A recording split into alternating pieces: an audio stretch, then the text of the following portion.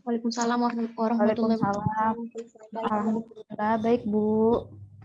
Baik, alhamdulillah. Mudah-mudahan sehat semua ya semuanya. Dan terima kasih sudah datang on time 14 peserta pertama. Jadi hari ini kita akan langsung bahas tentang gimana sih tentang telaah kritis penelitian observasional epidemiologi. Jadi teman-teman sebelum saya mulai, saya diskusi dengan Bu Vera ya teman-teman, nanti tolong disepakatin untuk tugas. Kalau kemarin ketika saya buka kemarin kita anjurkan untuk tugas akhir nanti secara kelompok dengan menelaah jurnal-jurnal. Lalu saya diskusi dengan Bu Vera. Bu Vera, bagaimana kalau secara individu saja dan kita membantu anak-anak ini sekalian tugas telaah kritis dan juga mereka menuliskan literatur review mereka untuk skripsi. Jadi feedback atau outcome dari pelajaran ini mahasiswa sudah siap dengan literatur review untuk skripsi mereka dan juga untuk tugas dari telaah kritis. Mohon ditanggapi dulu 3 orang usulan dari kami. Silakan. Apakah setuju atau tidak atau bagaimana? Jadi teman-teman nanti fokus menelaah kritis, jurnal dan juga sesuai dengan topik masing-masing. Jadi nanti bagaimana kita akan belajar menelaahnya lalu nanti menuliskannya nanti. Silakan kalau ada usulannya untuk tugas akhir.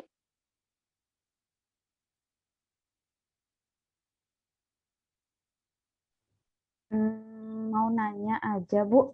Misalnya kalau untuk tugas itu kan baru rancangan skripsi, tapi bukan itu ternyata skripsi kita nanti itu nggak apa-apa ya, Bu? Iya, jadi topiknya nanti literatur review. Jadi saya sarankan teman-teman sudah mulai diskusi dengan pembimbing masing-masing ya. Saya ulangin ya, karena teman-teman sudah dikasih pembimbing semua. Silakan sudah mulai ya. Jadi kita jangan mulainya terakhir, mulai dari sekarang. Makanya ini juga memotivasi Aura dan kawan-kawan untuk kontak pembimbing skripsi. Bu, saya mau topik ini boleh nggak? Nanti kan mereka bilang, oh ya silakan ajukan, silakan beberapa minta 1-2 halaman pertama. Jadi teman-teman dengan ajang ini nanti fokus untuk membaca bahan-bahan yang untuk skripsi teman-teman. Kita harapkan begitu. Jadi saya harapkan Aura memfikskan teman-teman dalam 2 minggu ini, karena ini kan nanti tugasnya nanti setelah UTS baru kita akan diskusikan lebih lanjut. Cuman ini saran dari kami ya. Jadi sebelum UTS mohon difikskan tentang judul utama ya. Jadi judul utama kan nanti bisa berkembang nih nanti sesuai dengan apa yang teman-teman baca, karena nanti di tugasnya kita minta teman-teman untuk telaah kritis dan melakukan literatur review sesuai dengan topik masing-masing. Jadi teman-teman telaah kritis jurnal dan yang akan mensupport literatur review teman-teman. Silakan kalau ada yang mau merespon lainnya.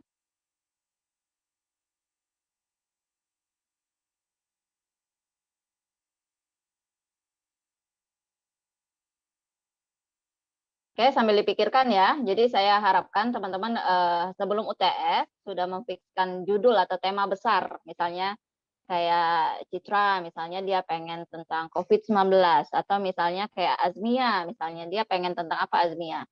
Tentang KIPI, atau misalnya teman-teman yang lainnya pengennya tentang misalnya breast cancer atau hipertensi atau misalnya HIV/AIDS. Jadi nanti teman-teman pikirin topik besarnya dan nanti tinggal topik kecilnya apa selama beberapa. Jadi kita masih punya waktu 4 sampai 5 minggu ya sebelum teman-teman UTS nanti, karena tugas itu akan dialokasikan setelah teman ujian tengah semester, karena tengah semester nanti kita berupa ujian. Jadi kalau saran saya gitu ya, sekali 2-3 pulau terlampauin. Jadi teman-teman menyelesaikan tugas juga, tapi di satu sisi teman-teman juga menjadi media teman-teman untuk memulai lebih awal literatur review. Karena literatur review itu adalah tombak awal untuk menulis pendahuluan dan metodologi. Itu saja saran dari kita ya teman-teman. Nanti kita fikskan nanti menjelang UTS. Oke. Ada yang mau didiskusikan sebelum kita mulai perkuliahan hari ini? Izin bertanya, Bu. Ya, silakan. Itu untuk jurnalnya berapa, Bu, jumlahnya, Bu? nanti sesuai dengan literatur review teman-teman ya, makanya nanti setiap minggu kita motivasi dari awal, seperti saya mulai observasional, teman-teman sudah mulai baca 5, nanti dengan Bu Anggun begitu pun, dan kita tetap fix sesuai dengan topik skripsi masing-masing. Untuk berapa jurnal yang ditelaah nanti, untuk literatur review itu teman-teman, makin banyak yang teman baca, maka literatur review teman-teman itu akan semakin bagus. Jadi saya sarankan, mulai sekarang lakukan reguler ya. Kalau saya dulu ketika saya S3 begitu reguler, tiap minggu saya harus baca 5, saya buat resume, terus saya buat blog saya sendiri. Jadi saya sudah punya bank yang dibaca, dan bank-bank itu ketika saya menulis literatur review saya itu akan sangat membantu. Jadi sebelum UTS kita akan belajar menelaahnya, nanti setelah UTS kita akan belajar bagaimana menulis dengan kritis. Terima kasih, Dian.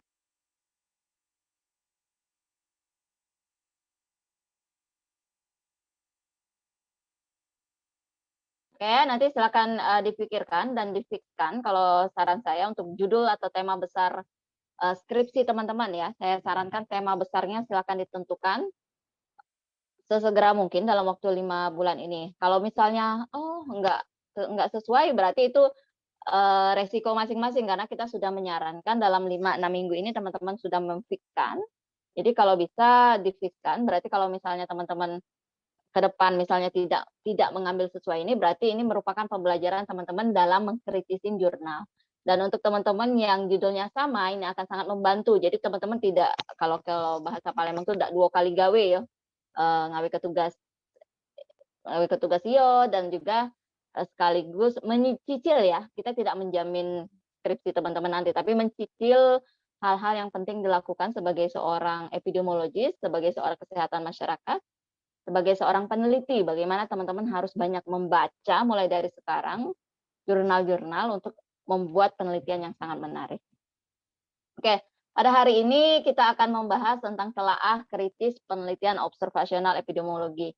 Saya minta tadi teman-teman mendownload 2 contoh jurnal yang akan kita diskusikan hari ini, dan hari ini kita akan membahas dulu bagaimana mengkritik masing-masing dan teori-teori yang penting. Jadi kita tidak hanya nanti ngisi stroke, tapi bagaimana nanti teman-teman mengkritisin kelebihan, kelemahan, dan apa yang bias yang teman-teman temukan di jurnal masing-masing, sehingga teman-teman nanti bisa tahu kenapa nanti ada jurnal dengan kualitas yang baik, ada jurnal dengan kualitas yang kurang baik.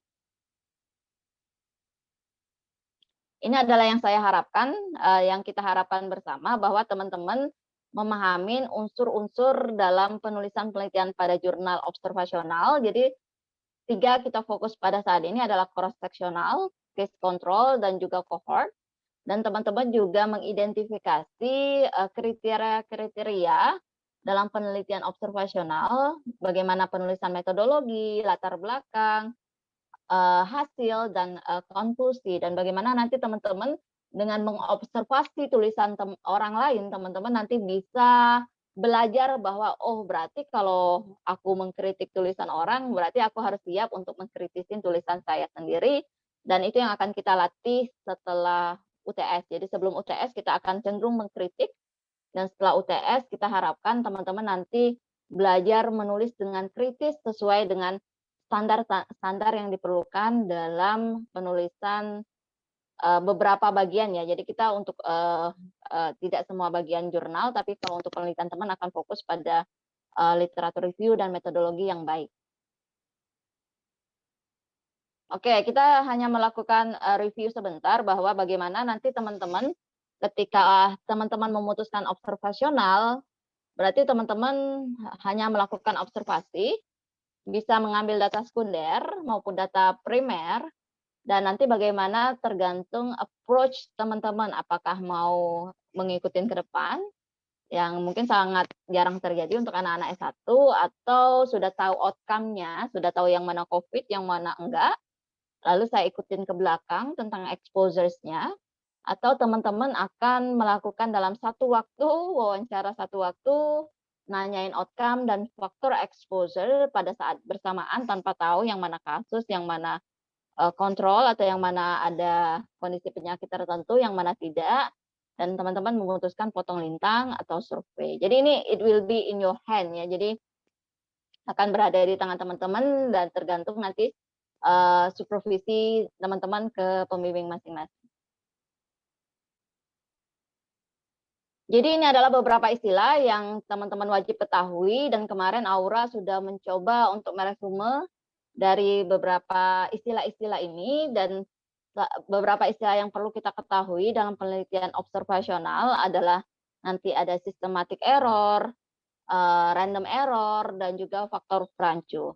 Dan hal-hal penting-penting inilah bagaimana nanti kalau kita bilang untuk kesalahan acak, bagaimana nanti teman-teman merekrut partisipan atau sampel, bisa ditanggulangin semakin banyak ke sampel. Jadi sampel yang teman-teman hitung berdasarkan kalkulasi itu sampel minimal. Tapi jika teman-teman menambah lebih banyak itu lebih bagus, maka akan menambah presisi. Kalau kita bilang nanti confidence interval atau derajat kepercayaan yang teman-teman hasilkan pada statistik teman-teman itu akan lebih sempit dibandingkan nanti yang sampelnya sangat sedikit. Lalu ada juga namanya kesalahan sistematik yang dalam tanda kutip kita sebut juga bias. Jadi malah bagaimana nanti kesalahan ini tidak bisa diperbaikin jika teman-teman dari awal tidak aware bahwa hal-hal ini mungkin terjadi. Misalnya ada 3 kategori yang akan kita pelajari, bias seleksi, bias informasi, dan bias recall. Nah, bagaimana contohnya nanti kita tebak-tebakan setelah ini. Lalu faktor perancu. Bagaimana awalnya ternyata penelitian sebelum teman-teman nanti kontrol dengan faktor-faktor yang lain, misalnya physical activity ternyata meningkatkan resiko jantung. Misalnya teman-teman temuin, teman-teman kok meningkatkan ya, mestinya menurunkan. Ternyata ada faktor perancu lainnya, misalnya konsumsi karbohidrat yang merancu antara physical aktivitas dan kejadian jantung. Misalnya orang yang cenderung physical activity-nya tinggi ternyata makan karbonya lebih banyak. Lalu teman-teman yang konsumsi karbo ternyata beresiko juga mengalami penyakit jantung koroner misalnya. Jadi ada faktor perancu di tengah yang membuat bias atau mengaburkan hubungan. Jadi awalnya mungkin mestinya aktivitas fisik itu menurunkan resiko untuk terjadinya penyakit jantung, tapi karena adanya faktor perancu tadi, faktor lain yang mengaburkan hubungan, jadi nggak tampak faktor resikonya, malah faktor resikonya meningkatkan. Ini adalah beberapa hal penting yang teman-teman nanti setelah teman-teman pelajarin secara teori semester lalu, bagaimana nanti teman-teman mengkritisin ketika teman-teman membaca jurnal. Sekarang saya minta teman-teman imagine. Kalau kata anak saya itu imagine. Bayangkan bahwa studi yang dilakukan, Anda sampelnya bisa ditingkatkan ukuran tak terbatas. Ada beberapa kesalahan yang bisa dikurangin sampai titik maksimal jika sebuah penelitian memiliki sampel yang sangat besar. Hal-hal tersebut adalah kesalahan acak atau random error. Jadi kesalahan acak atau random atau ketika teman-teman melakukan pemilihan sampel, ternyata biasanya kita kan bias memilih sampel mau dekat rumah saja atau berusaha mengeluarkan nomor-nomor atau RT-RT yang tidak rawan. Nah, untuk mengurangi resiko itu ternyata makin teman-teman tambah nanti ternyata kesalahan acak atau random error itu bisa semakin berkurang. Namun hal-hal yang perlu dipahamin bagaimana kalau kesalahan itu, kesalahan kita sebagai peneliti ya, terjadi secara sistematik dan sangat sulit sekali bagaimana teman-teman menghasilkan hasil yang baik karena teman-teman melakukan systematic error atau kesalahan secara sistematik. Oke, saya minta teman-teman ngayal nih. Imagine, bayangkan bahwa studi yang Anda lakukan, Anda pengen membandingkan insidensi kejadian penyakit tertentu pada pekerja pabrik dan teman-teman bandingkan sama kejadian penyakit tertentu pada populasi umum. Kira-kira laju insidensi yang tinggi itu pada pekerja pabrik atau populasi umum? Oke, silakan ditulis kira-kira teman-teman laju insidensi yang tinggi pada pekerja pabrik atau umum. Silakan di chat Zoom ya. kira-kira pada populasi pabrik atau populasi umum? Silakan, saya tunggu 1 menit. Dan kenapa ya teman-teman? Silakan ditulis di chat Zoom untuk pertanyaan pertama. Dan untuk pertanyaan kedua, bayangkan jika Anda ingin mengetahui gejala COVID-19 dengan mewawancarai pasien yang pernah terinfeksi COVID-19 dengan gejala ringan dan berat. Apakah ada perbedaan? Oke, dari 2 itu, Aura, saya minta tolong perwakilan teman-teman yang mau ngasih pendapat secara jump in langsung. Silakan Aura. Dan teman-teman yang mau prefer diketik, silakan boleh. Silakan Aura, panggil temannya perwakilan. Iya, Bu. Mungkin bisa dicoba Citra. Baik, terima kasih Aura. Buat pertanyaan pertama itu, Bu, kira-kira laju insiden yang tinggi pada pekerja pabrik atau populasi umum menurut Citra itu banyaknya pada pekerja di pabrik. Karena kalau misalnya dibandingkan dengan populasi umum dengan pekerja pabrik, kan pekerja pabrik lebih banyak dia paparannya gitu, nah dengan faktor risiko yang mau diteliti gitu. Kalau misalnya populasi umum kan dia belum tentu terpapar dengan apa yang mau kita teliti. Kira-kira gitu, Bu.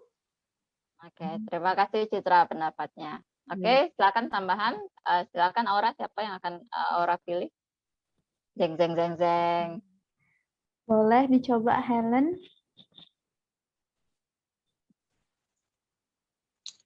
Terima kasih Aura. Kalau menurut Helen, Bu, sama kayak Citra tadi, laju insidensi yang paling tinggi itu kan lebih ngarah ke pekerjaan daripada populasi umum.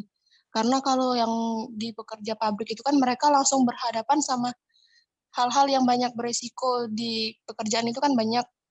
Mungkin dari kebisingan ataupun dari kesalahan-kesalahan teknis yang terjadi di pabrik, Bu. Kalau di populasi umum kan mereka lebih kayak kegiatannya lebih kayak masing-masing kayak gitu. Oke, terima kasih Helen dan Citra. Sekarang move yang pertanyaan kedua. Aura, siapa Aura? Jeng jeng jeng jeng. Pertanyaan kedua, boleh dicoba Iska? Baik, bayangkan Anda ingin mengetahui gejala COVID. Nah, kalau dengan mewawancarai pasien yang pernah terinfeksi COVID dengan gejala ringan dan berat. Ini pilih salah satu ya, Bu, maksudnya, Bu. Kira-kira bagaimana hasilnya ketika diwawancarai, Iska mewawancarai dengan 2 orang tersebut, 2 kelompok tersebut. Kira-kira bedanya apa, Iska? Nah, kalau menurut Iska, dengan gejala berat mungkin pasien itu lebih banyak mengalami keluhan, Bu. Sedangkan kalau gejala ringan mungkin hanya sedikit atau terbatas informasi yang kita dapatkan, Bu. Seperti itu. Terima kasih Iska. Satu lagi Aura. Satu lagi Lisa. Baik, terima kasih Aura. Mungkin pendapat dari Lisa sama seperti Iska, Bu, karena kan bisa dapat perbedaan gejala ringan dan beratnya. Jadi pasien COVID yang memiliki gejala berat pastinya lebih mengalami daripada yang gejala ringan ini. Jadi bisa saja yang di gejala berat ini dia mengalami, di gejala ringan tidak. Dan kita sebagai peneliti kayak bisa lebih menggali informasi lebih dalam pada pasien COVID dengan gejala berat. Mungkin itu, Bu, yang bisa jelasin. Terima kasih Lisa dan Iska. Terima kasih ya.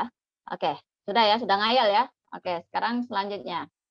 Oke, penghayalan selanjutnya. Saya ada 3 gambar, teman-teman. Gambar 1 dengan alat ukur yang berbeda, dengan sistem standar baku yang ada yang sesuai dengan standar, ada yang tidak. Lalu gambar 2, bagaimana untuk mengidentifikasi malaria. Apakah teman-teman ada yang melalui tes darah atau hanya bertanya pernah malaria atau enggak.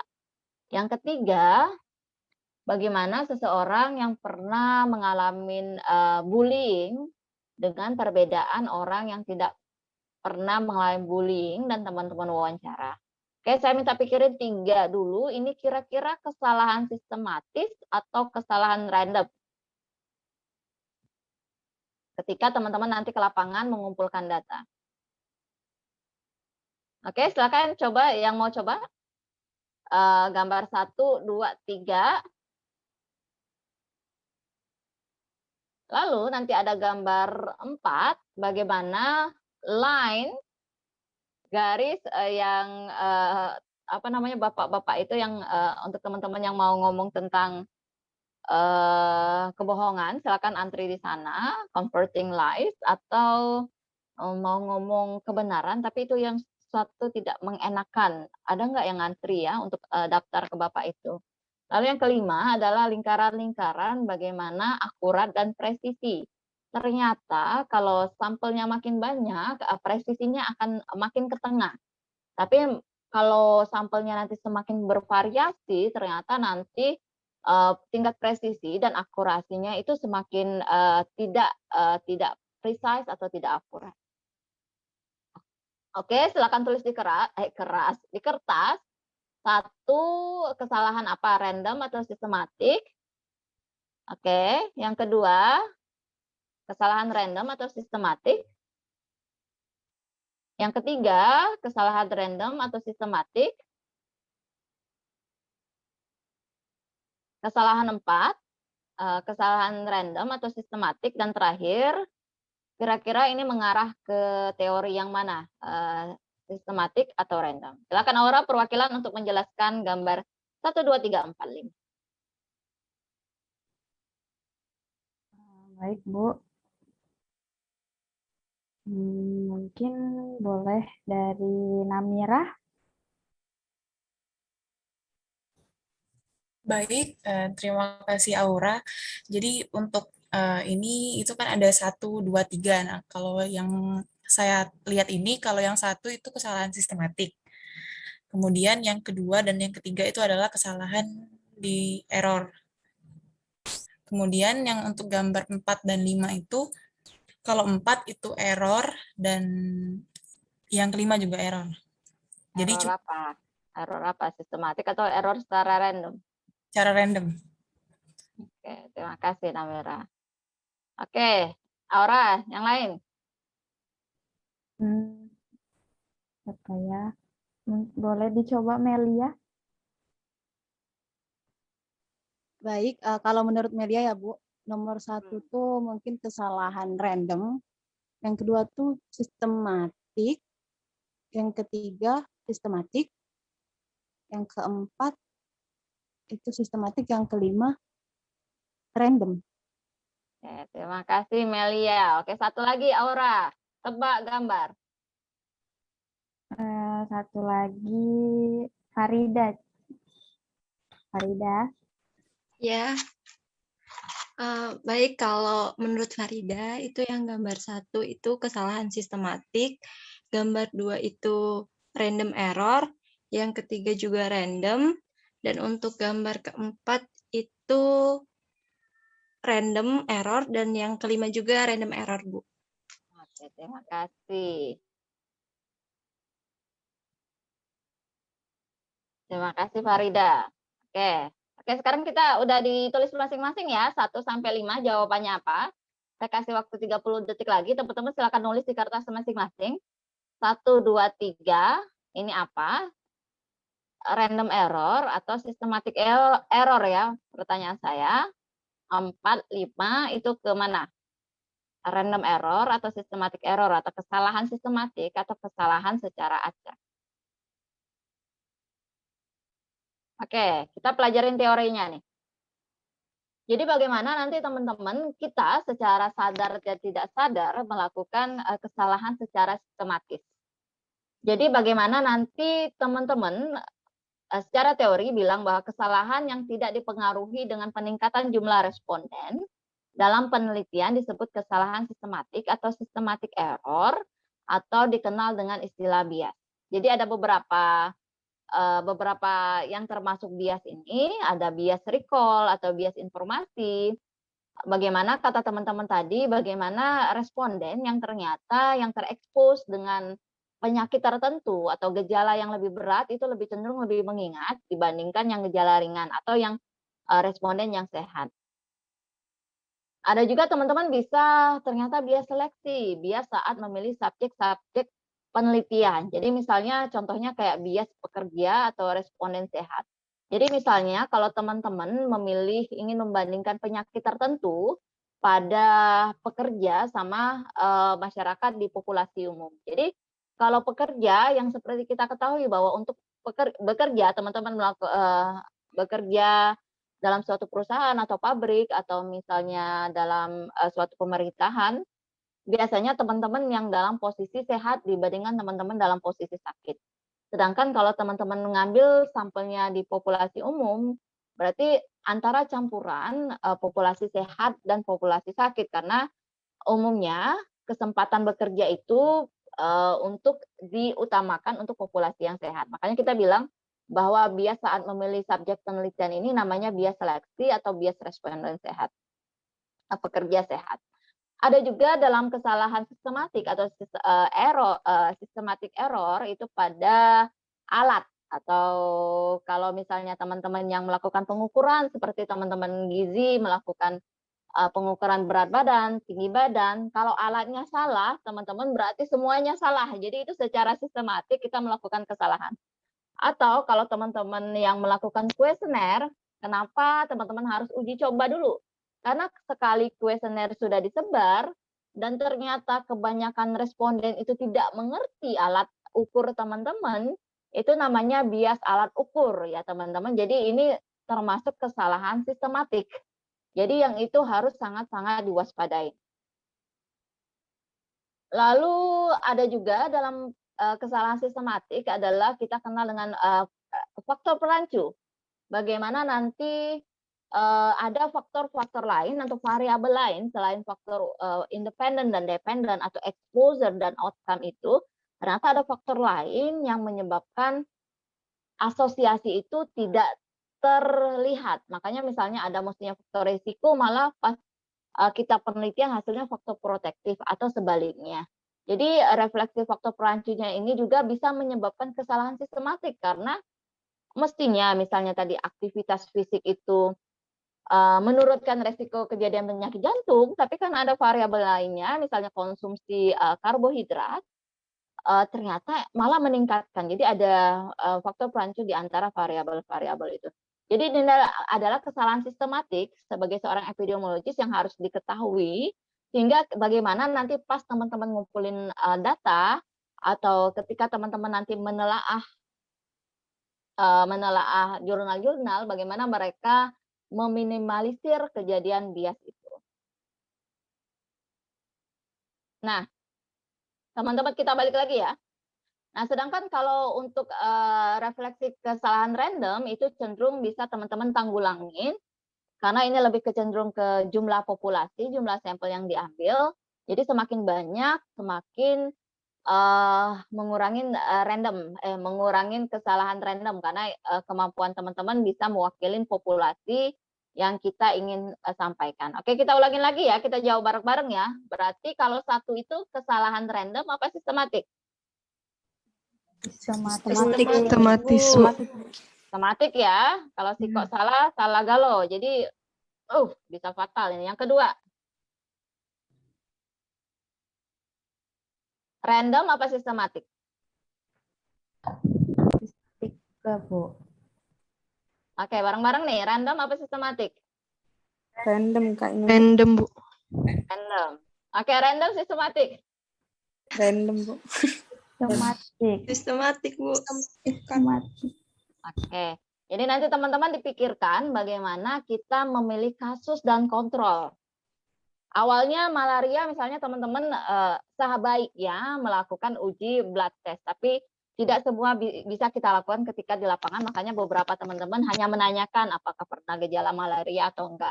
Dan pada akhirnya ketika teman-teman ngelakuin penelitian, karena tidak semuanya diagnosa menggunakan blood test, dan teman-teman ada yang berdasarkan blood test, ada yang nanya saja, kira-kira kesalahan sistematik apa kesalahan random?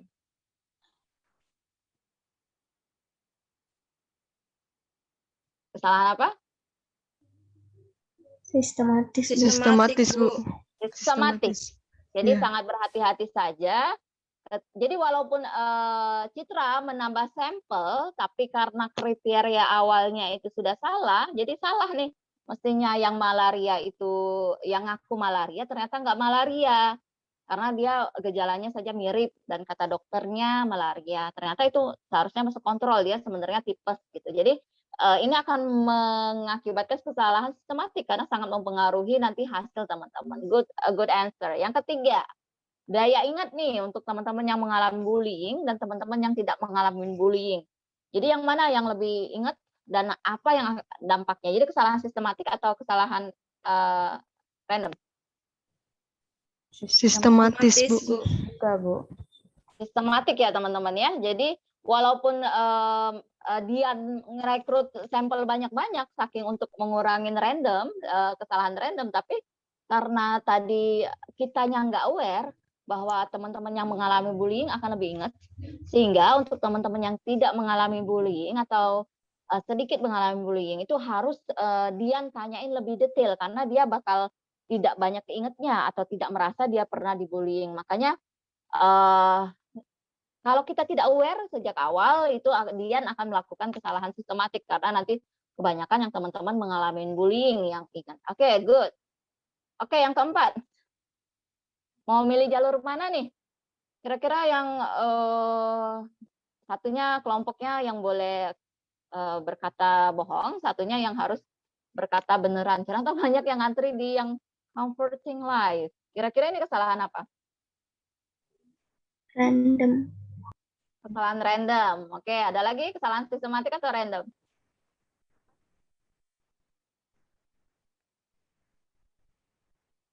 Kesalahan sistematik, kesalahan random, teman-teman. Ayo, mana suaranya? Random, Bu, random. Random. Aura random, Dian random. Ada lagi yang lain? Farida random juga, Bu. Random, Farida random. Random. Oke, jadi bagaimana nanti teman-teman ketika teman-teman membuka perekrutan misalnya, dibuka perekrutan uji coba vaksin, kira-kira yang banyak yang daftar, yang sehat atau yang sakit?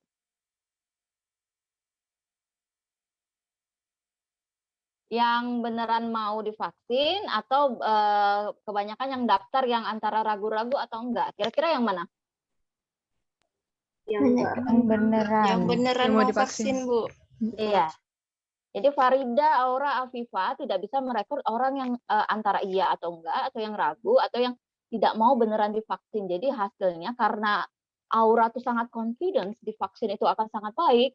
Jadi setelah melakukan trial, Aura akan berargumen atau memberikan persepsi di masyarakat bahwa kami baik-baik saja. Namun yang tidak mau divaksin itu cenderung tidak mendaftar. Makanya kita hati-hati dalam melakukan perekrutan. Makanya nanti semakin banyak teman-teman melakukan perekrutan, bukan hanya di rumah sakit atau di kampus untuk melakukan perekrutan uji coba vaksin COVID-19 ini, tapi coba di daerah perkampungan juga yang kata teman-teman antara mau dan enggak itu coba diuji coba juga. Jadi kita ada balance-nya nanti apakah efektif atau enggak. Oke, terakhir.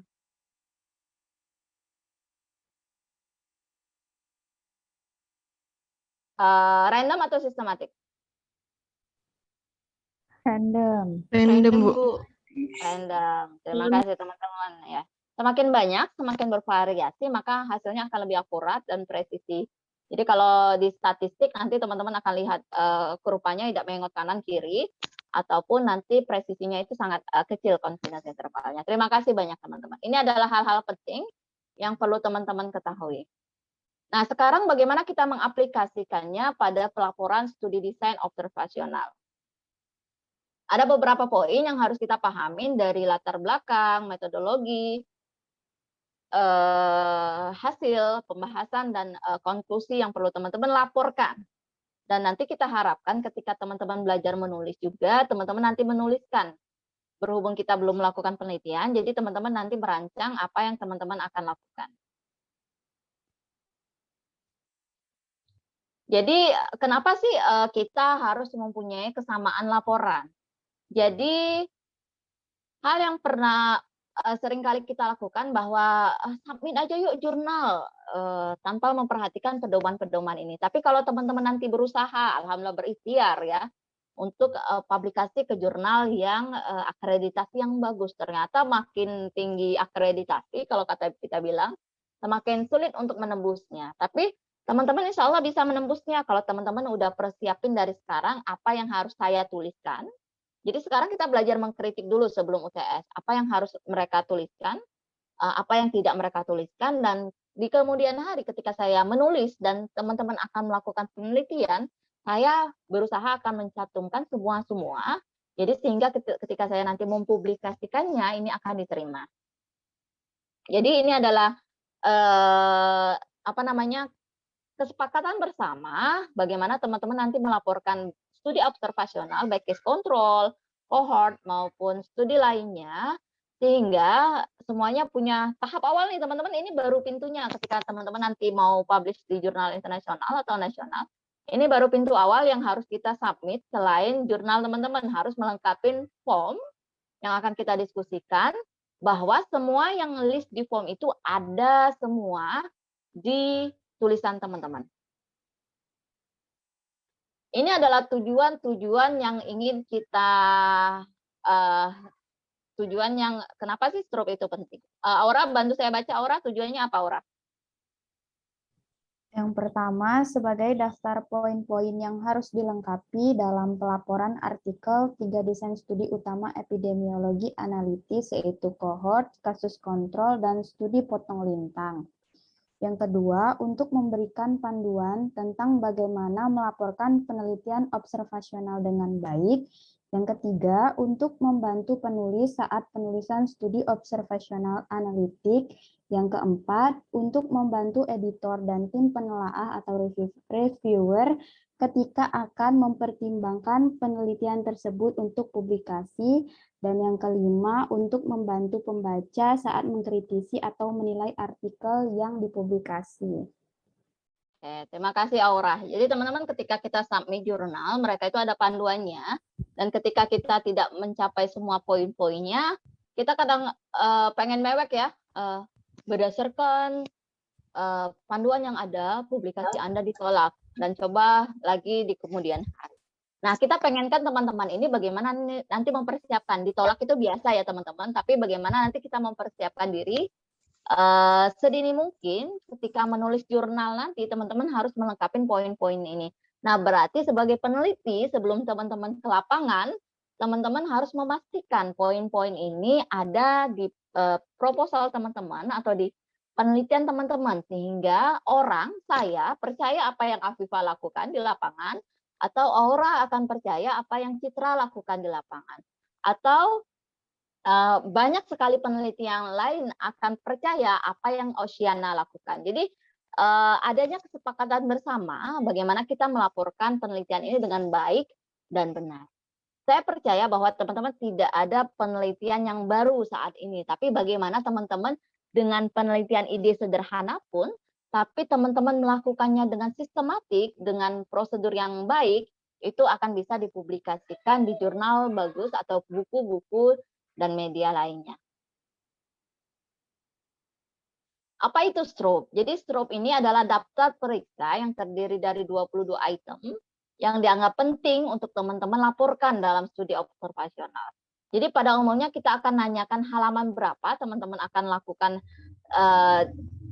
di dalam setiap penelitian teman-teman, ada di halaman berapa sih misalnya tujuan, atau ada di halaman berapa sih pemilihan sampel yang teman-teman lakukan, atau kriteria inklusi dan eksklusi yang teman-teman lakukan di dalam jurnal teman-teman. Jadi item ini biasanya dari judul, lalu abstrak, lalu introduction atau pengenalan, lalu metode, hasil, bagian diskusi, dan informasi lainnya, termasuk pendanaan. Jadi nanti teman-teman apakah dananya mandiri dari teman-teman atau dananya dari penelitian dosen teman-teman. Jadi ini yang harus teman-teman nanti tampilkan ketika setelah penelitian teman-teman menuliskan jurnal, manuskrip, dan teman-teman akan mempublikasikannya dengan pembimbing teman-teman.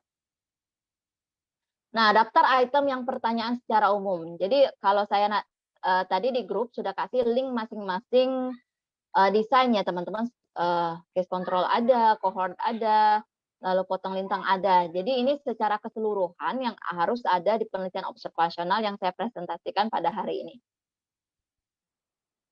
Jadi nanti silakan di-download ya teman-teman. Kalau teman-teman mau conference abstrak, ada namanya list yang minimal harus diterapkan. Lalu case control, cohort, dan secara keseluruhan juga disediakan. Dan ada filenya dalam bentuk Word. Jadi teman-teman tinggal download, dan teman-teman tinggal langsung ketik nanti di halaman berapa untuk latihan kita pada hari ini.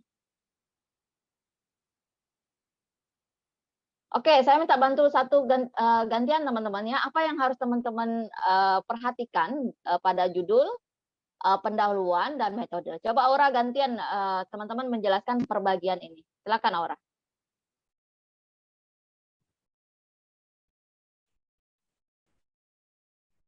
Mohon maaf Bu, bisa diulangi Bu? Oke, saya minta masing-masing teman-teman yang belum speak up untuk menjelaskan apa sih yang harus ada pada judul abstrak, lalu pendahuluan, lalu metode. Jadi satu item, satu orang. Silakan Aura. Oh iya Bu. Yang belum, boleh coba Alia dijelaskan item-itemnya Alia.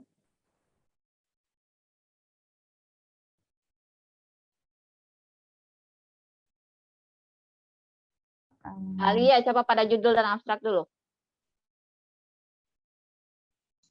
Iya Bu, bagaimana Bu? Apa yang harus ada di judul dan abstrak? Maaf Aura. Terdapat desain studinya Bu. Lalu ada abstraknya itu informatif dan menjelaskan keseluruhan jurnal dengan jelas Bu. Oke, lanjut Aura, terima kasih. Oke, boleh. Anggi, selanjutnya Anggi.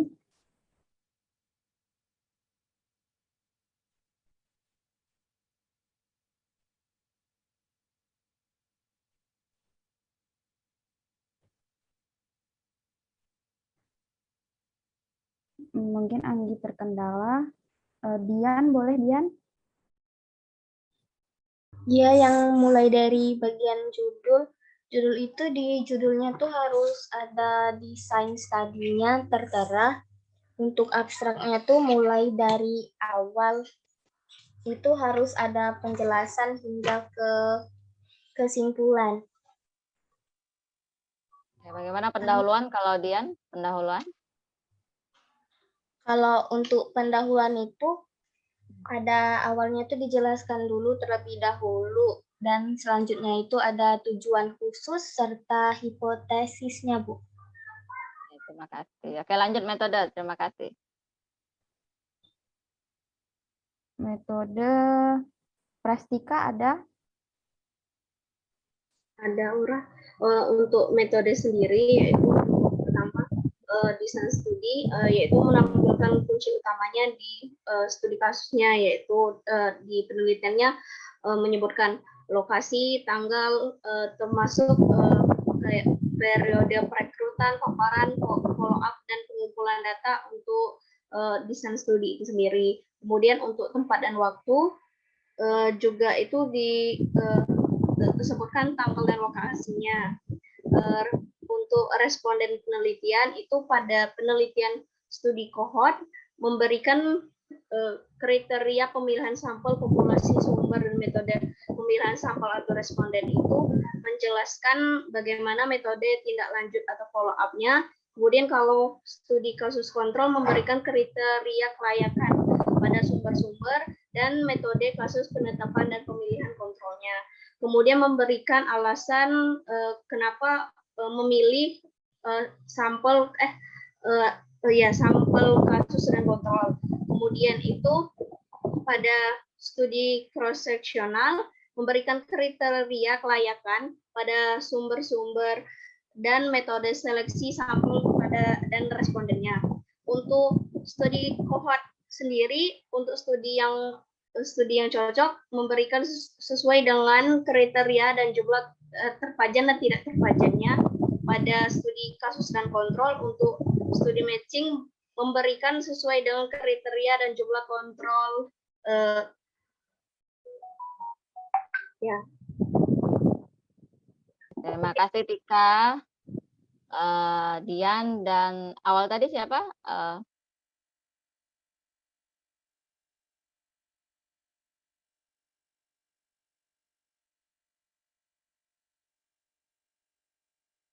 Terima kasih bantuannya ya teman-teman, dan Alia ya tadi awal tadi ya.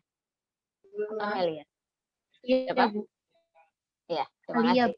Alia, terima kasih ya. Jadi teman-teman nanti tolong ini sambil diingat ya, karena kita nanti langsung latihan setelah ini. Jadi judul abstrak, dan teman-teman sudah bilang bahwa desainnya harus jelas, abstraknya harus ringkas dan sebagainya.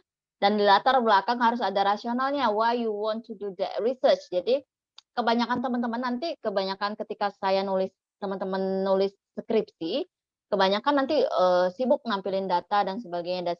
Tapi rasionalnya nggak ada. Yang rasional yang nggak ada, kenapa sih penelitian dari yang sudah banyak dilakukan, teman-teman mau melakukan itu lagi. Nah, itu yang perlu teman-teman pelajarin sekarang, telah kritis apa yang telah dilakukan penelitian sebelumnya, kenapa teman-teman mau melakukan penelitian yang sama. Lalu tujuan juga biasanya harus jelas ya, the aim, jadi tujuan penelitian saya adalah, itu harus jelas diterakan di latar belakang atau bagian pendahuluan teman-teman. Desain studi, terima kasih. Jadi di metode ada desain studinya harus jelas, lalu tempatnya di mana, lalu kriteria respondennya bagaimana. Dari setiap studi desain yang berbeda pun ada kriterianya. Terima kasih bantuan penjelasannya. Oke, lanjut Aura, bantuan temannya lagi, tolong bantu jelasin. Selanjutnya boleh dibantu Sera.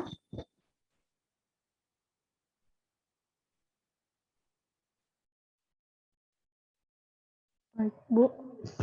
Untuk yang variabel, untuk variabel itu sendiri menurut Sarah sebaiknya harus ditampilkan mengenai hasil dari penelitian tersebut yang berkaitan dengan exposure atau paparannya, kemudian faktor perancu, serta faktor perancu dan beberapa kriteria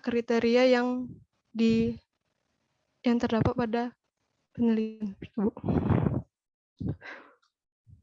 Ya, terima kasih Sarah. Lanjut. Selanjutnya Zakia, ada Zakia? Baik, Aura. Selanjutnya yaitu sumber data atau pengukuran. Jadi mungkin dalam suatu jurnal itu bisa dijelaskan sumber datanya dari mana, apakah memakai sumber data primer atau kuesioner, serta rincian metode penilaian, misalnya seperti kayak kuesioner, ada penilaian yang namanya skala Likert, dari yang sangat tidak setuju menjadi sangat setuju, itu penilaiannya misalnya poinnya 1 sampai 5. Terima kasih. Oke. Terima kasih. Lanjut. Lanjut.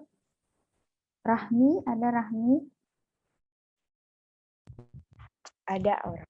Selanjutnya itu bias. Untuk bias, sebisa mungkin dalam penelitian itu dituliskan kemungkinan bias apa yang terjadi dan bagaimana upaya peneliti dalam mengatasi bias tersebut. Terima kasih Rahmi. Lanjut. Lanjut. Rania, ada Rania? Iya, ada. Terima kasih Aura. Untuk ukuran studi variabel kuantitatif itu gimana menjelaskan terdapat hasil dari analisis datanya yang sudah kita lakukan dari univariat sampai multivariat. Terima kasih. Lanjut. Lanjut. Oceana, ada Oceana?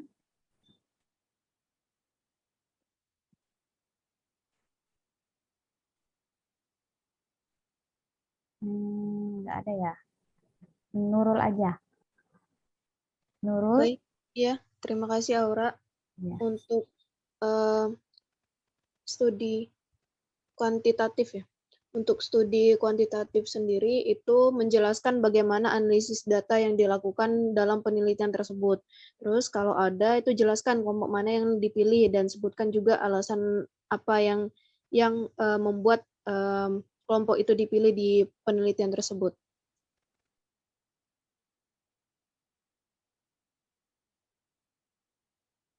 Oke, lanjut. Metode statistik. Metode statistik boleh dicoba Azmi. Baik, terima kasih Aura. Untuk metode statistik ini, kita menjelaskan mengenai semua metode statistik termasuk yang digunakan untuk mengontrol faktor perancu. Selain itu dijelaskan juga mengenai metode apa yang digunakan untuk meneliti subgrup dan interaksi, dan bagaimana data yang hilang itu dijelaskan. Nah, untuk studi cohort, jika berlaku, itu dijelaskan bagaimana data loss of follow-up, dijelaskan. Nah, untuk studi kasus kontrol ini, dijelaskan bagaimana matching kasus dan kontrolnya. Untuk cross-sectional atau potong lintang, dijelaskan metode analisis yang memperhitungkan strategi pengambilan sampel. Selain itu, di metode statistik ini dijelaskan juga setiap analisis sensitivitasnya. Terima kasih Asmia dan kawan-kawan. Jadi bagaimana nanti teman-teman dari variabelnya, teman-teman ternyata harus sebutkan. Kalau misalnya di skripsi teman-teman punya tabel, kalau di tulisan jurnal teman-teman harus menyebutkan dengan baik dan benar.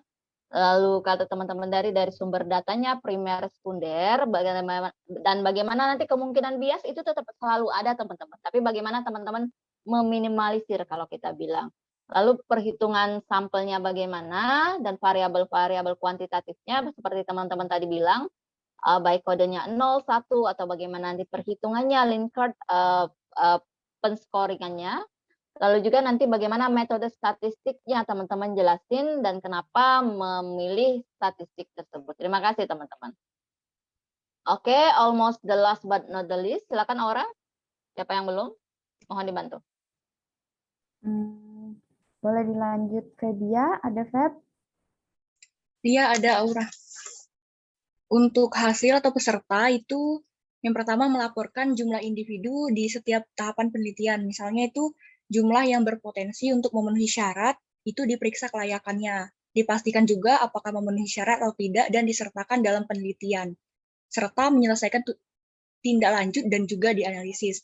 Selain itu, diberikan juga alasan untuk tidak berpartisipasi pada setiap tahap dan juga pertimbangkan penggunaan diagram. Terima kasih Febi. Oke, lanjut Aura. Lanjut Afifah, ada Afifah?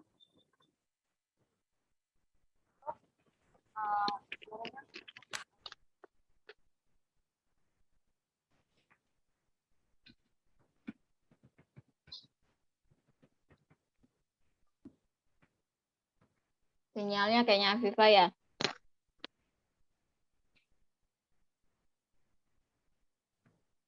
Afifah, change aja ya. Oh iya. Boleh kedengeran Viva. Ya, boleh dibantu Citra? Baik, terima kasih Aura. Di sini ada descriptive data, yaitu menampilkan karakteristik peserta penelitian seperti informasi demografi, informasi klinis dan sosialnya, dan informasi faktor paparan dan perancu potensial, serta menampilkan jumlah peserta dengan data yang hilang atau tidak lengkap. Oke. Terima kasih Citra. Oke, the next mungkin Hovifa sudah belum nih?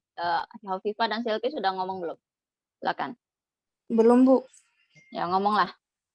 Nah, untuk outcome-nya datanya itu pada studi cohort, di dalam artikel itu harus merangkum tindak lanjut waktu, misalnya kayak rata-rata dan jumlah total dari kasus mungkin, dan dari studi kasus kontrol itu melaporkan faktor resiko dan penyakitnya.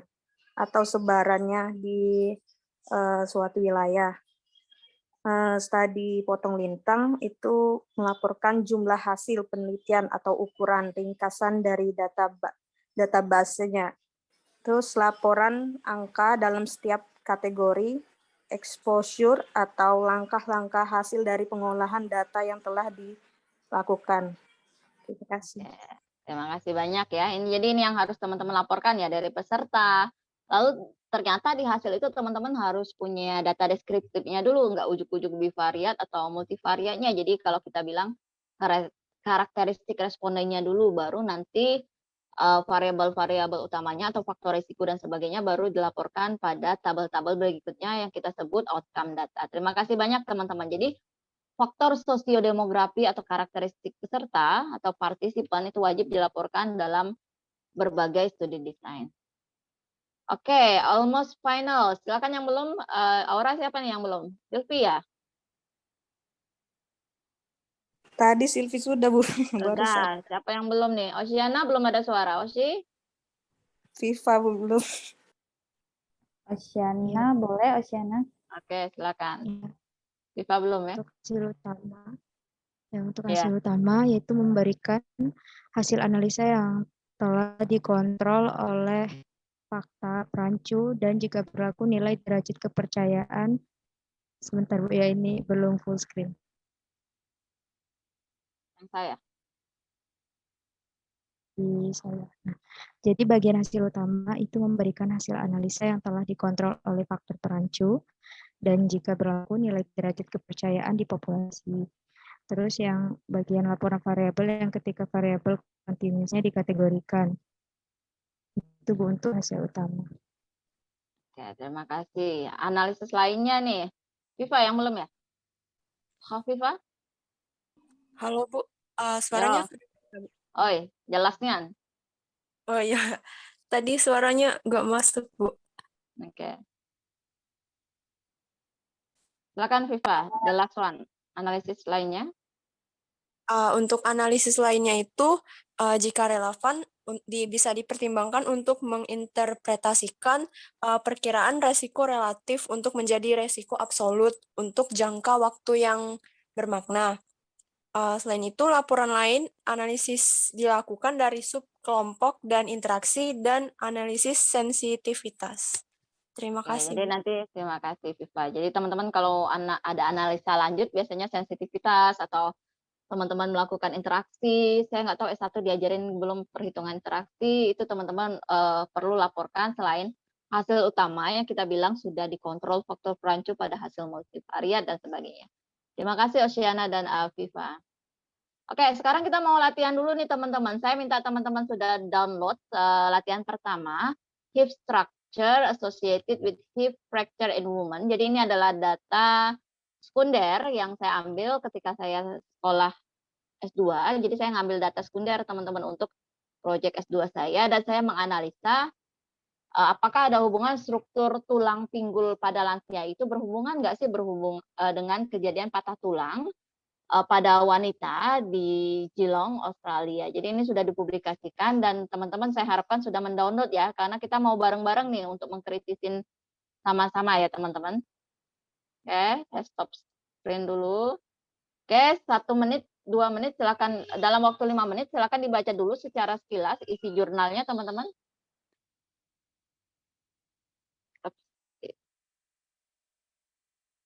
Oke, 5 menit ke depan dibaca dulu tentang Geelong Osteoporosis tadi. Silakan download di meeting 3 atau teman-teman langsung download di online secara langsung di Google saja judulnya. Oke, silakan dibaca dalam waktu 5 menit secara cepat.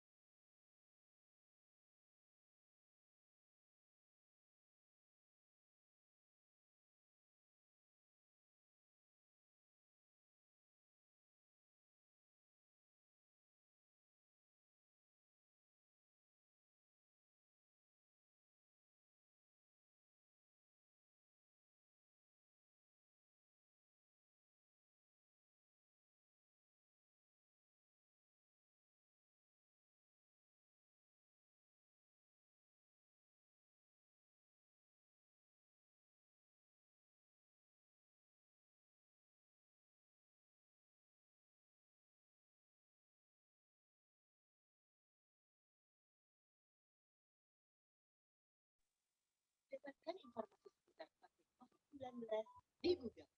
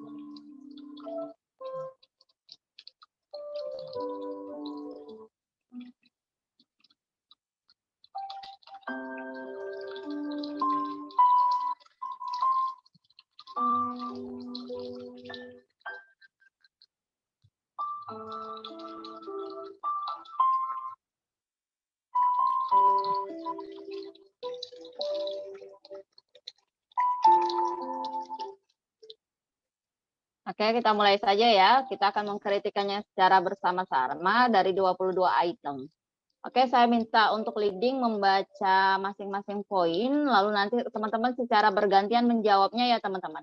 Oke, saya minta tolong Sera. Sera mohon leading untuk jurnal pertama Sera. Jadi Sera menyebutkan poin pertama yang harus ditemukan apa, lalu temannya menjawab ada di halaman berapa, dan nanti saya akan membantu highlight atau mewarnain dari yang teman-teman bilang. Oke, silakan Sera, mohon saya dibantu.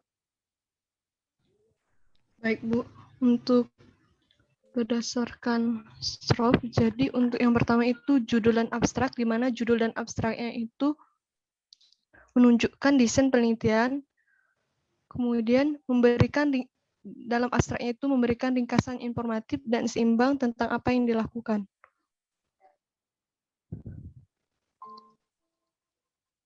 Oke, siapa yang bisa bantu pertanyaan pertama, Sera, pada halaman berapa? Dan silakan instruksi saya mau highlight yang mana. Silakan teman-teman yang bisa bantu, Sera. Kalau nggak ada yang ngomong, Sera tunjuk ya, seperti Aura lakukan.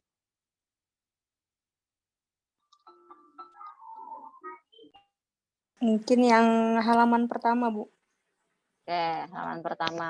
Halaman pertama, judul. Siapa yang ngomong nih? Silvi, Bu. Oke, Silvi, halaman pertama, judul. Oke, Judul. dan Kemudian abstrak. Oke, abstraknya apa yang mau saya highlight? Background-nya, Bu. Background Background ada, terus metode. ada teman-temannya, case control-nya jelas ditulis ya teman-teman. Kalau teman cohort atau harus ditulis. Oke, good, lanjut. Kemudian result-nya, Bu. Oke, result-nya,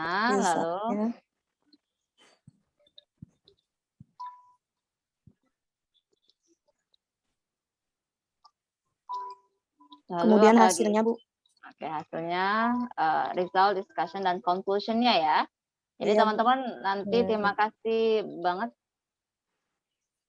penjelasannya. Jadi bagaimana nanti variabel-variabel ini teman-teman harus terapkan ketika teman-teman menuliskan publikasi secara singkat, atau teman-teman nanti ketika mau ngumpulin poin-poin yang teman-teman mau teliti ke ke supervisor teman-teman. Terima kasih. Silvi tadi ya? Iya, Bu. Oke, terima kasih Sama-sama, Silvi. Bu. Oke, lanjut Sarah. Baik, Bu, untuk yang selanjutnya itu berkaitan dengan pengantar, latar belakang, dan tujuan. Oke, silakan siapa yang bantu Sarah untuk poin latar belakang, tujuan. Silakan yang mau jam. Citra, Bu. Oke, silakan Citra. Latar belakangnya di halaman 186 yang bagian background and rational. Oke. Terus tujuannya itu di paragraf terakhir di bagian background dan rasional, the objective. Oke. Oke, teman-teman ya, ketika teman-teman nanti menuliskan publikasi, ketika tujuan tulis objektif atau aim. Jadi saya tidak nyari-nyari. Jadi aim atau objektif ditulis beneran, lalu biasanya to examine atau to identify association between apa dengan apa. Ini harus ditulis kata Citra. Lalu background dan rasional. Kenapa? Kalau di sini kenapa Citra dia mau meneliti hubungan patah tulang pinggul dengan dimensi patah tulang yang ada, Citra, menurut Citra?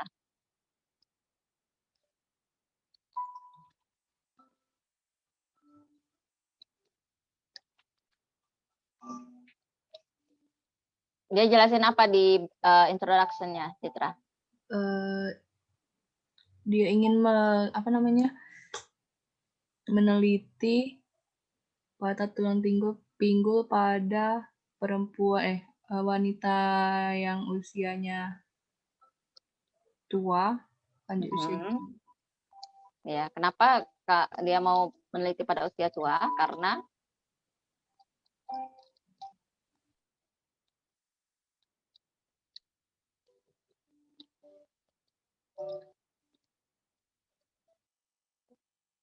Karena ternyata nanti pas tua, teman-teman, pas kita tua, saat aku lanjut usia, ternyata patah tulang pinggul itu sangat menyebabkan angka kesakitan tinggi dan meningkatnya hospitalization atau perawatan hingga menyebabkan kematian. Nah, kata Citra tadi, dia malah lebih fokus ke lansia karena sangat signifikan ya teman-teman pada lansia ini berdasarkan penelitian sebelumnya ternyata elderly, karena kalau di negara maju itu usia kita masih lihat nenek-nenek umur 70 tahun itu masih olahraga kalau di Selandia Baru. Jadi bagaimana tingkat hidup di sana itu cukup tinggi, dan ternyata saya juga agak sedikit terbuka mata, ternyata di kampung-kampung pun begitu teman-teman. Kalau di kampung-kampung sering banget kita ketemu nenek-nenek, ternyata yang anti stres, yang jauh dari hiruk pikuk dunia, itu angka kehidupannya itu cukup tinggi. Lalu di sini juga dijelaskan ternyata salah satu elemen dari tulang itu, bone mineral density itu sudah digunakan, namun tidak mewakili keseluruhan tulang pinggul secara umumnya. Makanya kita menggunakan beberapa dimensi, kalau kita bilang, untuk bisa mengukur bagaimana sih bisa mengukur memprediksi dari dimensi secara keseluruhan. Dan teman-teman perlu dituliskan juga apa yang sudah dilakukan penelitian sebelumnya. Ini yang terkadang miss dalam setiap latar belakang teman-teman pada skripsi, ini yang harus dituliskan ya teman-teman, jadi harus dituliskan. Lalu kenapa teman-teman mau melakukan penelitian, lalu teman-teman baru bilang tujuan saya adalah Jadi mengkritisin. Nah, mengkritisin setelah dilakukan penelitian sebelumnya, lalu teman-teman mengkritisin. Ternyata variasi bone mineral density itu banyak variasinya. Jadi butuh 3 dimensi secara geometri sehingga saya melakukan penelitiannya menggunakan dimensi yang terbaru. Jadi tolong teman-teman belajar kritis. Nanti kenapa teman-teman baca penelitian sebelumnya, terus kenapa sih kelemahannya? Lalu saya tuliskan dan kenapa saya melakukan penelitiannya. Terima kasih banyak Citra. Oke, lanjut Sarah. Ini metodenya, Bu. Iya. Berkaitan dengan metode berkaitan dengan desain studi, tempat dan waktu, responden penelitian, variabel, sumber data, bias, ukuran studi, variabel kuantitatif, dan metode statistik. Oke, coba satu-satu. Silakan siapa yang mau coba? Alia, Bu. Oke, silakan. Alia, Bu. Alia, Kalau yang silakan. studi desain itu yang a case control design was used to itu, Bu. Oke. Ya. Oke. Kemudian mau lanjut satu tempat lagi? dan waktu, Bu. Tempat dan waktu. Oke, siapa yang mau coba? Terima kasih Alia. Oke, tempat dan waktu. Siapa yang mau coba ketemu di mana ya tempat waktunya ya? Dian boleh, Bu? Oke, boleh Dian, silakan. Yang bagian study area itu. Study area, oke. Was based in a region. Oke, di mana kejadiannya?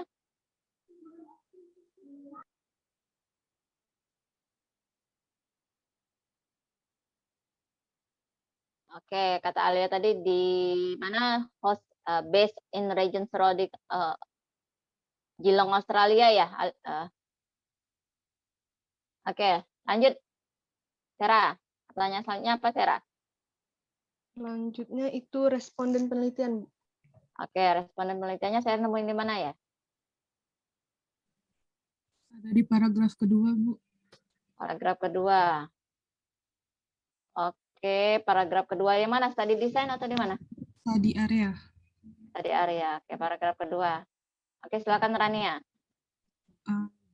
Di bagian study sample in the research sampai ke bawah itu menjelaskan sampelnya, Bu. Dari juga. Oke, dari di studi use population and sample ya. Dari sini ya. Tadi sampel ya.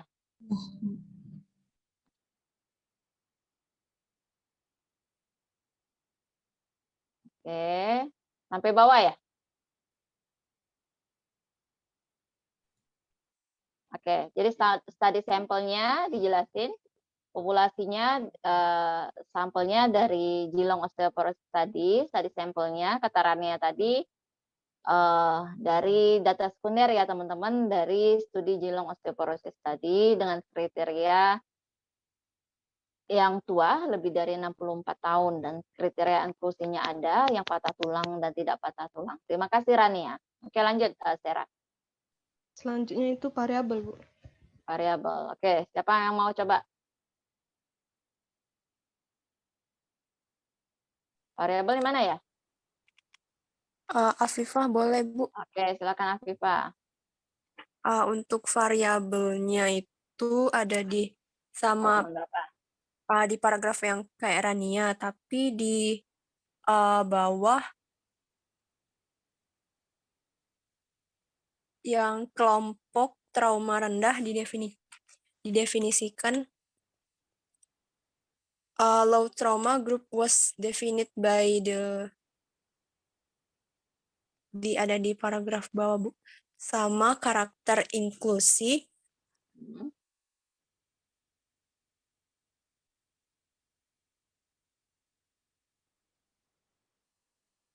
Oke, jadi grupnya ya. Ditanya variabel atau grupnya dulu, Sarah? Variabelnya dulu, Bu, di sini. Variabelnya dulu, coba. Viva, variabel itu jenis kelamin, kelompok padat tulang atau enggak, atau dimensi tulang pinggulnya, itu ada di mana? Yang ada di itu, Bu, yang paragraf kedua di study area. Oke, paragraf kedua study area. Paragraf kedua nih sampai bawah ya. Oke. Iya, Bu. Yang study respectively in older group age. Oke, apalagi? Sama untuk yang variabel inklusi kriteria itu, Bu, udah termasuk. Itu inklusi kriteria nanti kayaknya masuk ke yang lainnya ya, Sera ya? Oke, variabelnya kasus kontrol. Oke, apalagi? Kasus dan kontrol, ada apa lagi? Lalu ada kelompok kasus. Ya, lalu apa lagi? Di karakter kelompok trauma. Oke.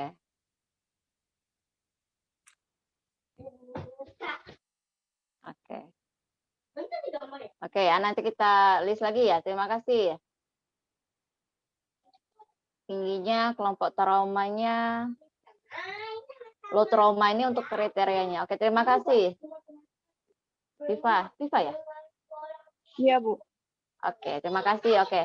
Variabel selanjutnya. Sorry ya, pasukan baru pulang sekolah semua ini. Ada tambahan variabelnya ada di mana, teman-teman? Ada yang mau jump up, tambahin Viva? Febia, Bu. Oke, silakan Febia. Di statistical analysis itu di paragraf kedua, Bu. Paragraf kedua, di mana? Dimulai dari the outcome sampai categorical variables. Oke, di outcome-nya,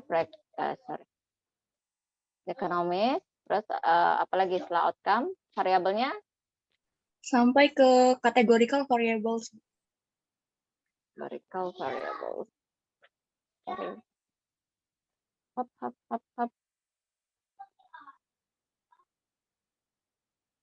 Oke. Lalu teman-teman ini ya, variabelnya yang jelas ya, Feby ya. Paragraf ketiga juga ya. Exposures-nya heat fracture. Terus ada lagi teman-teman variabelnya.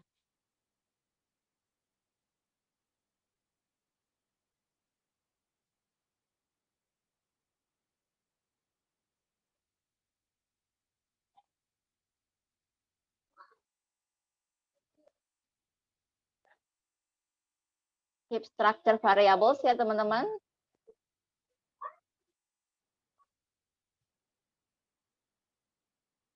Sepertinya scatter ya. Oke, terima kasih Feby ya. Dan heap geometris teman-teman. Dan variabel karakteristik sepertinya nanti cari ya teman-teman ada di mana. Terima kasih Feby ya. Oke, lanjut Sarah. Selanjutnya itu sumber data. Sumber data tadi ada di mana?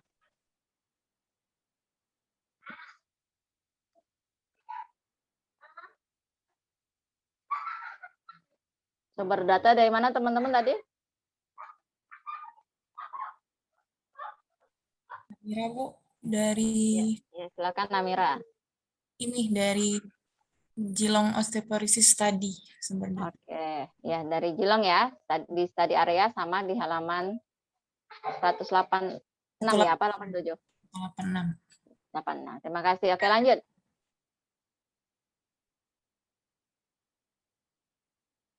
Lanjut, Sarah. Selanjutnya itu bias. Bias. Aduh, udah di bias di sini. Ada yang bisa bantu enggak ya? Saya jelasin bias enggak ya? Saya jelasin bias kayak di paper ini. Oke, ada yang bisa bantu? Di halaman berapa bias? Kemungkinan bias.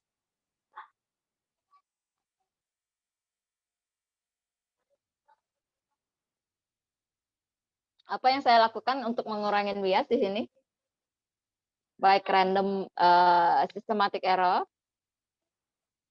Yang saya lakukan apa teman-teman? Yang saya lakukan.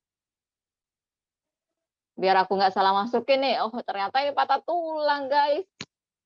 Saya masukin ke kontrol. Apa yang saya lakukan? Silakan ada di halaman. Bu, ada di halaman 187, Bu. Ya, saya ngomong apa? Di halaman 187 itu ada therefore exclusion might reduce bias. Oke, jadi exclusion kriteria ya teman-teman. Jadi sangat hati-hati sekali, jangan sampai orang yang pertama patah tulang saya masukin. Jadi kata Febia tadi, partisipan yang pernah punya patah tulang itu di-exclude. Lalu juga consideration, misalnya teman-teman yang punya previous patah tulang, jadi memastikan benar-benar teman-teman yang masuk yang non patah tulang itu benar-benar yang tidak patah tulang. Jadi kontrolnya juga nanti kalau teman-teman lihat apa namanya, was the participant have not sustained any fracture based on self-reported. Jadi berdasarkan self-reportednya juga dia bilang harus tidak punya patah tulang. Dan juga teman-teman yang lainnya tidak punya patah tulang termasuk karena kecelakaan dan sebagainya, low trauma ya teman-teman, hati-hati ini saya masukin atau enggak, itu akan sangat memastikan saya tidak salah masuk, mana masuk kasus, mana masuk kontrol. Terima kasih Febia. Oke, the next one. Selanjutnya ukuran studi, Bu. Oke, ukuran studi. Saya temuin di mana ya ukuran studi saya ya? Tadi measurements, teman-teman. Setelah ukuran studi apa, Sarah? Statistik ya? Variable. Kalau yang di sini cara pengukuran sampel ya, Bu. Oke, cara pengukuran sampel. Terima kasih. Oke, teman-teman ada nggak di paper saya?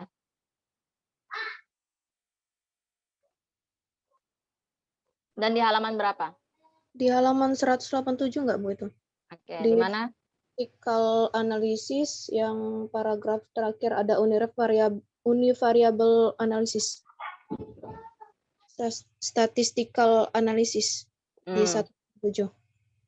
Itu di paragraf terakhirnya. Di kalimat yang kedua itu univariable analysis sampai habis itu. Cara pengukuran sampel. Oke. Cara pengukuran sampelnya ada nggak teman-teman? Oke, ada yang bisa nambahin? Nurul, pengukuran sampel saya ada nggak?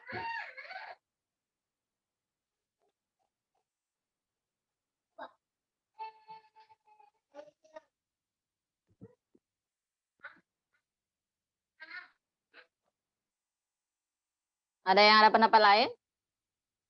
Ada nggak saya nulis ukuran sampelnya di statistikal saya?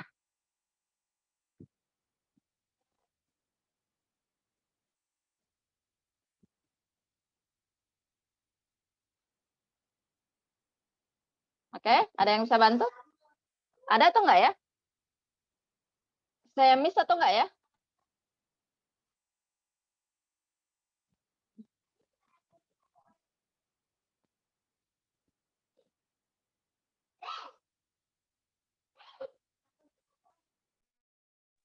Ya teman-teman nanti tolong diamatin ya, saya laporin atau enggak untuk data sekunder pada data saya. Kalau saya lihat enggak dilaporin ya untuk perhitungan sampel. Jadi saya langsung minta sampel yang mereka punya. Dan untuk perhitungan lebih lanjut silakan akses untuk penelitian utamanya. Terima kasih. Oke, selanjutnya. Selanjutnya itu variabel kuantitatif, Bu. Oke, variabel kuantitatifnya. Apa aja teman-teman variabel kuantitatif yang di sini?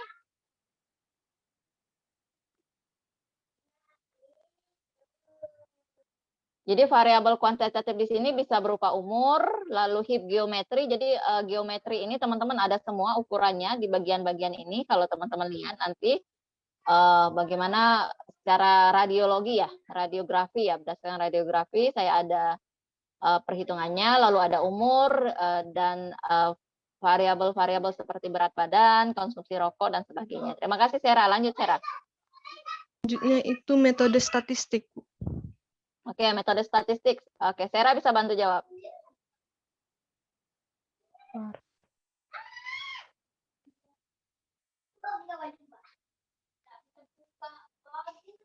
Oke, metode statistik ada di mana teman-teman?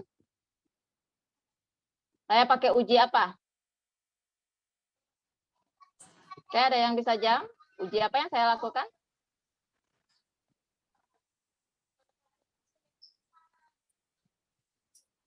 Halo? Halo? Oke, chi-square. Regresi. Oke, ada chi-square, student t-test. Oke. Untuk kategori saya menggunakan chi-square. Lalu untuk multivariatnya saya menggunakan regresi logistik. Oke, thank you. Sorry ya, ada teriakan bocah. Oke, lanjut Sarah.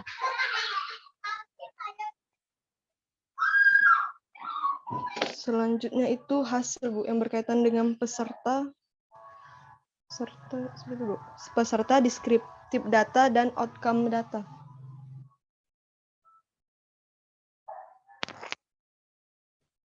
Oke, langsung kita sama-sama ya teman-teman. Oke, deskriptif data. Di mana? Di halaman?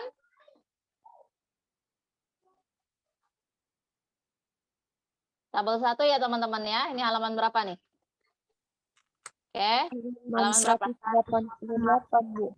Iya, jadi teman-teman nanti 188. Jadi karakteristik ini wajib teman-teman lakukan. Jadi kalau teman-teman deskripsi biasanya walaupun teman-teman melakukan cross step, teman-teman tidak lakukan cross step langsung. Dan kalau bisa di jurnal publikasi kita harus sangat efisien karena kata-kata sangat terbatas. Jadi langsung di cross step. Dan karakteristiknya kalau ada p-value-nya silakan langsung ditambahkan. Dan walaupun misalnya steroid atau penggunaan hormon atau merokok, ya tidak. Saya hanya tampilkan iya-nya saja, karena kalau iya tidak semuanya ditampilkan itu penuh tabelnya. Jadi kita hanya kasih tahu pembacanya ini totalnya, berarti kalau ini 40%, berarti sisanya 60% atau 44 kurang 18. Jadi kita tidak menampilkan semua persentase ya dan tidak, tapi iya-nya saja. Oke, lanjut. Karakteristik ada ya. Selanjutnya, Sarah. Selanjutnya itu outcome data, Bu. Selanjutnya. Oke, outcome. Jadi ada asosiasi antara hip fracture, hip structure, dan hip fracture ya, teman-teman. Jadi nanti kalau teman-teman melakukan multivariat, biasanya kita ada model 1, model kedua, sebelum nanti model akhir ya. Jadi model satunya bagaimana, apa yang dimasukkan ada, apa yang dikeluarkan. Dan model kedua dengan variasi-variasi yang ada. Jadi ini hasilnya. Jadi ada asosiasi antara hip dimension dengan hip fracture. Oke, terima kasih Sarah. Lanjut. Selanjutnya itu hasil utama. Oke, hasil utama. Jadi ini hasil utamanya teman-teman saya langsung saya gabungkan. Jadi kalau teman-teman lihat tandanya, kalau ini bivariat, kalau tanda model 1 ini bivariat, unadjusted, belum saya adjust. Sedangkan model 2 ini sudah saya adjusted dengan variabel umur, tinggi badan, berat badan, dan juga physical activities yang variabel perancu utama dalam penelitian saya. Jadi untuk model kedua ini dimensinya semuanya dimasukkan, tapi sudah saya adjust dengan variabel possible variabel perancu ya teman-teman. Makanya kalau teman-teman lihat nanti p-value-nya agak sedikit berubah ya, yang sebelum dikontrol kurang dari 0,01, setelah dikontrol ternyata 0,06, atau awalnya sebelum dikontrol oleh variabel perancu ternyata dimensi CSA, salah satu dimensi dari hip geometri itu sepertinya ada hubungan ya, ternyata setelah dikontrol oleh variabel perancu tidak ada hubungan. Makanya ini adalah salah satu nanti untuk mengurangi bias atau faktor perancunya meningkatkan hubungan, tidak meningkatkan hubungan. Ternyata setelah teman-teman kontrol dengan faktor perancu, adjusted, ternyata ada perubahan pada p-value-nya dan juga pada OR dan interval dari confidence interval. Terima kasih Sarah. Ada lagi Sarah? Selanjutnya itu analisis lainnya. Oke, saya tidak ada analisis lainnya, tapi di disertasi saya ada analisis lanjut. Karena ini terbatas, jadi saya tidak ada. Oke, lanjut. Sudah habis, Bu. Oke, nanti discussion-nya ya teman-teman, bagaimana kita mendiskusikannya. Lalu teman-teman kalau ada conclusion dan acknowledgement, kalau teman-teman ada dana dan sebagainya, silakan dituliskan. Atau dari mana hasil datanya, silakan tuliskan di acknowledgement. Terima kasih teman-teman. Nah, jadi itu latihan kita pertama untuk teman-teman untuk data yang saya punya. Jadi nanti silakan secara mandiri untuk latihan jurnal yang kedua. Lalu teman-teman nanti bisa akses jawabannya untuk data kedua. Nanti saya kasih bocorannya. Dan saya harapkan teman-teman setelah ini latihan untuk data masing-masing. Jadi topik yang teman-teman ingin lakukan untuk skripsi ya, karena sekarang belum konsultasi rata-rata ke pembimbing. Topik yang aku kayaknya pengen banget deh skripsi ini, aku mau justifikasi nih ke pembimbing aku bahwa skripsi ini, judul topik ini akan sangat menarik. Jadi silakan nanti coba dulu pelajarin bagaimana orang lain melakukan penelitiannya. Dan hari ini silakan kritisin, jadi silakan di-download Word atau panduan stroke. Sekarang coba langsung masing-masing desain ya, teman-teman. Kalau observasionalnya ada case control, ada cross-sectional, atau cohort, silakan langsung download sesuai masing-masing, dan silakan nanti tolong halaman dan sebagainya ditulis di kolom masing-masing. Jadi itu adalah latihan mandiri, dan silakan nanti screenshot hasil penelitian teman-teman setelah latihan mandiri untuk judul yang kedua ya teman-teman. Nanti kalau judul kedua teman-teman sudah selesai untuk faktor yang mempengaruhi HIV, pengetahuan HIV pada ibu rumah tangga, teman-teman nanti silakan akses jawabannya di mana ya? Ada yang sudah baca reading?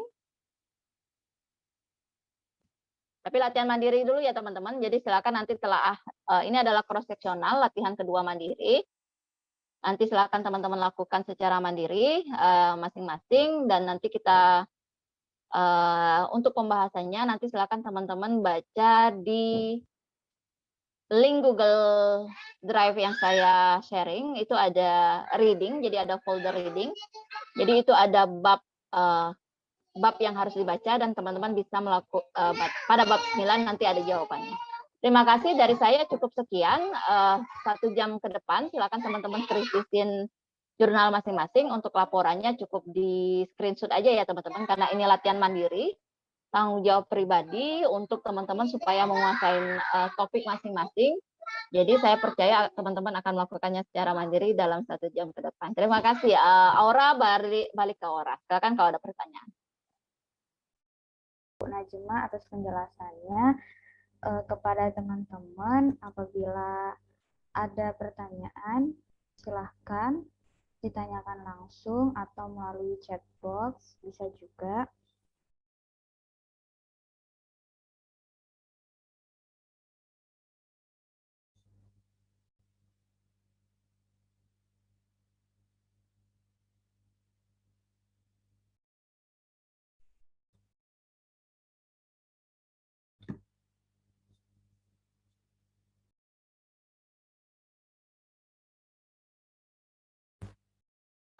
Oke teman-teman, ini adalah panduan.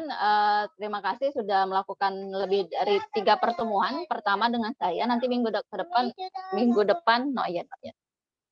nanti dengan Bu Anggun untuk 2 kali pertemuan, lalu nanti baru ketemu saya lagi untuk penelitian kualitatif. Jadi ini adalah beberapa panduan yang silakan teman-teman baca secara mandiri. Ini bagian dari buku saya. Dan tolong berhubung saya terikat kontrak copyright, jadi ini cukup dibagikan sesama teman-teman. Jadi ini saya syarat 3 bab yang sudah saya edit. Jadi ada bab desain studi, dan juga ada bab critical untuk penelitian observasional. Jadi ini desain studi ya teman-teman sudah mulai dibaca karena kita UTS ini ujian. Jadi saya harapkan teman-teman menguasai secara teori. Lalu ada juga bab,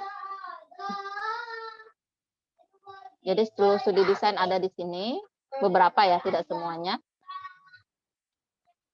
Lalu teman-teman juga silakan nanti baca secara mandiri. Nah ini juga ada kualitatif ya teman-teman, saya tambahkan yang belum saya bahas, tapi yang karena kualitatif itu sangat banyak, saya bahas hanya beberapa approach yang teman-teman bisa kuasai nanti. Terutama yang bidang yang saya kuasai. Lalu silakan nanti baca secara mandiri telaah kritis penelitian observasional. Di sini juga ada bab 10 untuk eksperimental nanti dengan Bu Anggun. Jadi silakan dibaca ya teman-teman secara mandiri. Oke. Itu saja dari saya teman-teman. Good luck untuk latihan masing-masing, dan mudah-mudahan kita belajar bareng-bareng bagaimana cara mengkritisin jurnal-jurnal dengan baik dan juga sebagai panduan kita bagaimana menuliskan dengan baik. Itu saja dari saya. Terima kasih.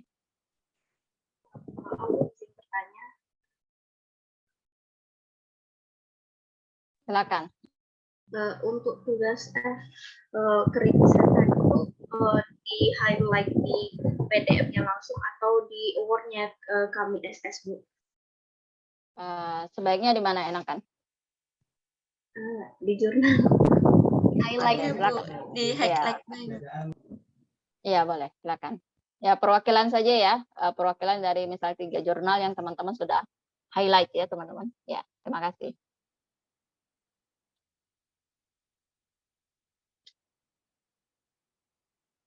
Oke, teman-teman sudah mulai colek-colek pembimbingnya untuk memohon masukan untuk judul, apakah disetujui atau enggak. Judul secara umum dulu ya teman-teman, dan mudah-mudahan dalam 5 minggu ke depan teman-teman sudah berproses untuk konsultasi judul spesifik. Jadi kita harapkan bagaimana pembelajaran telaah kritis nanti teman-teman bisa outcome-nya membantu teman-teman dalam proses penulisan skripsi, terutama nanti pada penulisan literatur review, karena literatur review itu bagaimana teman-teman bisa menuliskan mengkritisi penelitian orang lain, tapi nanti teman-teman menuliskannya dengan cara dibandingkan penelitian ini, penelitian itu, lalu outcome-nya bagaimana, lalu metodologinya berbeda atau enggak, karena hasilnya berbeda. Jadi saya harapkan teman-teman, terutama teman-teman yang ngambil telaah kritis ini, nanti di literatur review skripsi teman-teman bukan hanya berupa tabel ya. Biasanya teman-teman cuma ada tabel nih penelitian sebelumnya kayak gini, kayak gini, kayak gini. Kalau bisa nanti kita belajar mensintesa. Dan itu proses dan akan kita lalui dalam semester ini. Oke, terima kasih teman-teman. Good luck. Latihan mandirinya, silakan di-screenshot contoh topik teman-teman. Dan nanti semua hasil-hasil teman silakan koalase mandiri ya teman-teman, karena itu akan membantu untuk setelah UTS untuk tugas individu nanti. Jadi kita usahakan apakah tugas ini individu, saya harapkan kemarin diskusi sama Upera, untuk tugas nanti diharapkan individu yang untuk membantu teman-teman dalam penulisan skripsi. Itu tawaran kita, silakan dipikirkan. Terima kasih Aura dan teman-teman. Assalamualaikum warahmatullahi wabarakatuh.